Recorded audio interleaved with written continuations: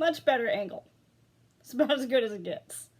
Okay, take 4 of many on today's autism subreddit, Reddit/autism, r/autism. I'm autistic. I have Asperger's, high functioning autism. Call it what you may. If you disagree with the Asperger's diagnosis, so be it. Don't get into an argument with me, please. Don't come at me. I understand the differences in the differences of the diagnosis, and even if you do too, and even if we have disagreeing opinions on the whole wokeness factor, I don't really care what your opinion is. That's my opinion. So today's question of the day on Reddit/autism: has someone ever bashed your special interests, hyperfixations, hobbies, or other interests? Such as when you inform your coworkers, your friends, your family members, people you are only acquaintances with, when they ask you what you've been up to lately for like a hobby or a new thing,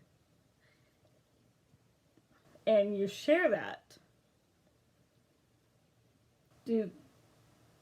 I'm sure this person meant more than just the word bashed or hate.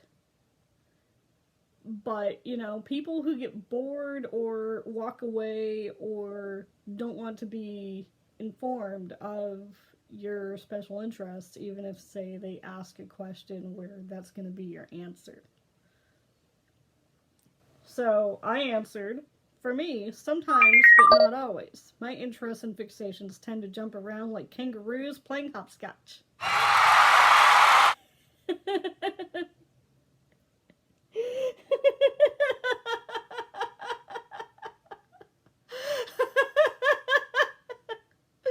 I'll explain myself. But usually, I know when other people are bored of my topics or they want to talk about something else. Sometimes, though, I will talk about it and why it's important to me in for maybe about 1 minute. And then they walk away anyways. Like, what's the point of asking me, like, what's new with you? What things are you into lately? And then walking away when I'm mid-sentence. Give me a chance to answer. God. That is more about them. Not my topic or special interest or my social skills. That shows that they have no patience to talk to anyone else about their interests, or they prefer asking questions, but walking away mid-sentence the minute they don't like the answers, they don't care for the answers, they're not interested in the answers. People, if you ask a question, stick around for the answer. That's my advice.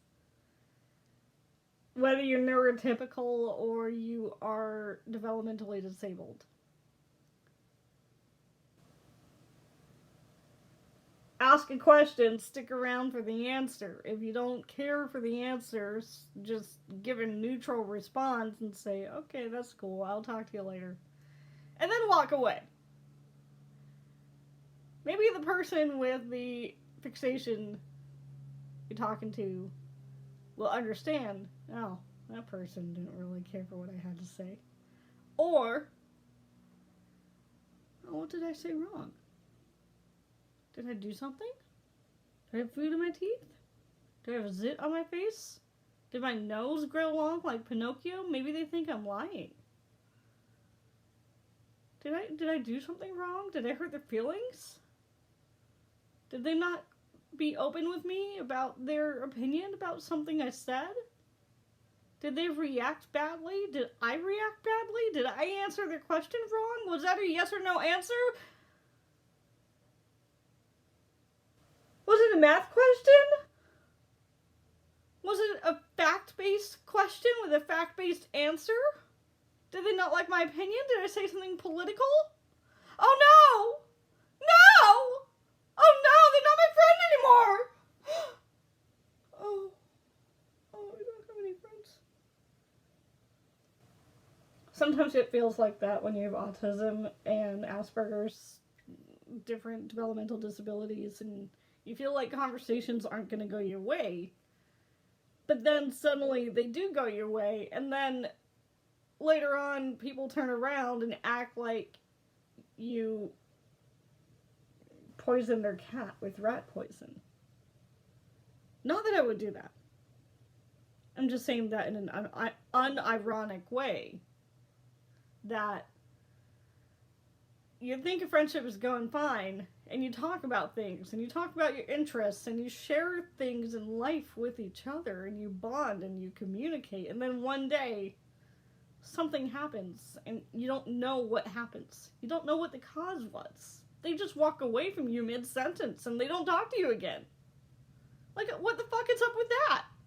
People, learn to communicate. And I'm not talking about in childhood or adolescent years. I'm talking about goddamn adult years. Adult years, people. Adult years. When you're a fucking adult, you gotta communicate why you walk away from a friendship. Not just walk away from somebody mid-sentence. If you get bored with somebody, you should tell them. If you get bored with their conversations, you should tell them. If you're tired of them talking about the same thing over and over and over again, you should tell them.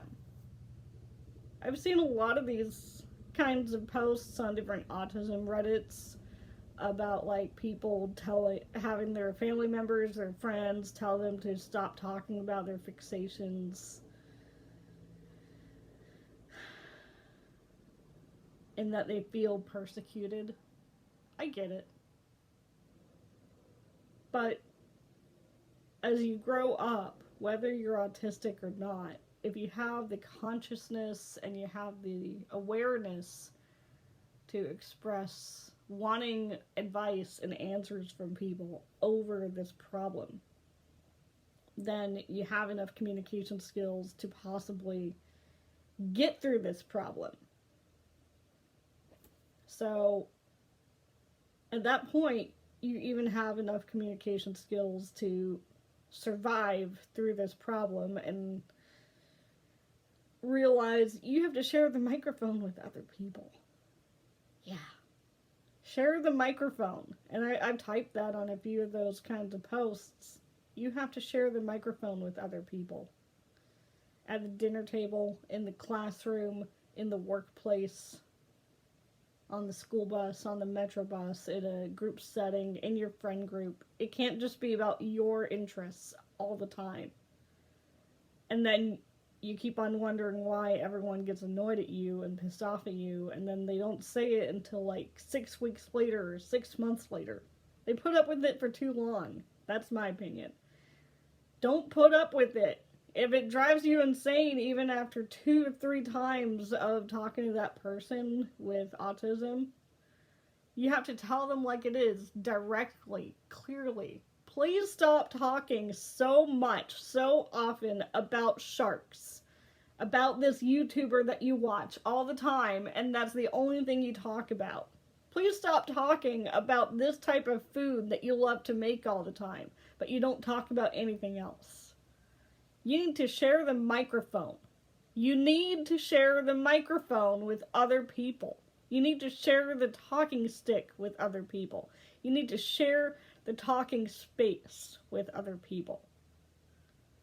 You need to let other people have the time to talk about their interests and to have back and forth conversations, not just one-sided monologues. You want other people to listen to you. And even when they ask questions, you somehow don't answer the questions in a correct way. So, anyways, besides that, the final response I said was, these aforementioned issues are what I have experienced in my adulthood, as I have grown up from childhood and adolescence, a time when I was still learning social skills and social habits. Now, at 33, I can read body language and realize when to change the topic, or force myself to reciprocate in conversations. aka exchanging the back and forth of questions, interactions, acknowledgments of other people's words. The latter is still a struggle for me. It pains my thinking skills and it strains my brain cells to reciprocate.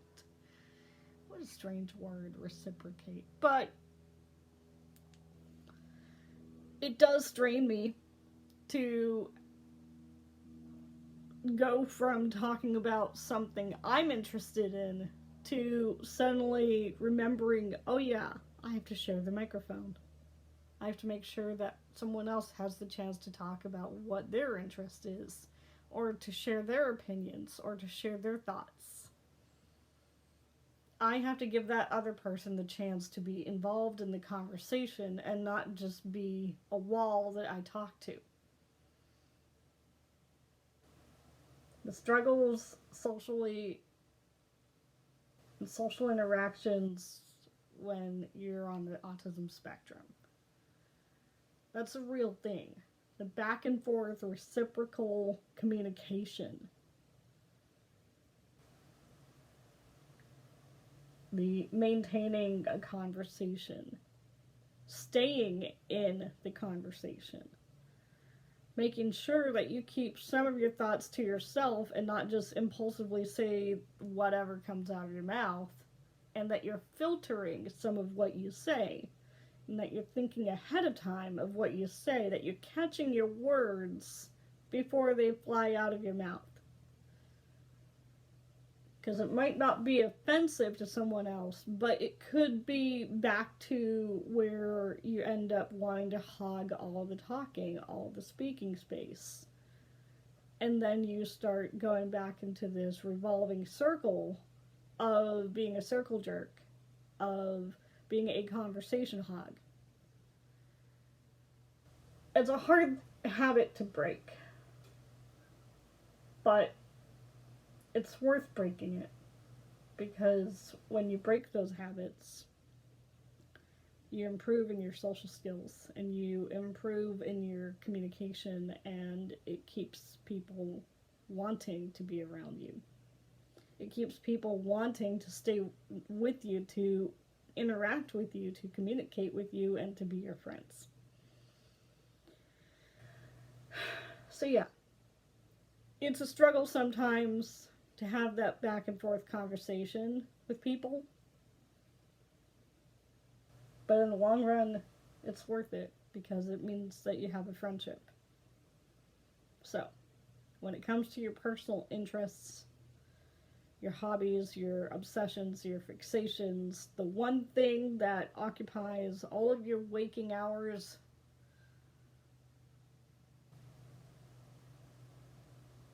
don't overshare. And make sure you give other people the chance and opportunity to talk about things that are on their minds, things that are in their lives, things that are going on around them. That could connect back to you. It might not connect to your interests, but it still connects to the world that the both of you live in. And that improves your social skills. It improves your body language. It improves your listening skills. It improves your overall friendship skills. And that's what I have to say. Okay. That's it. More video later from BB. Bye.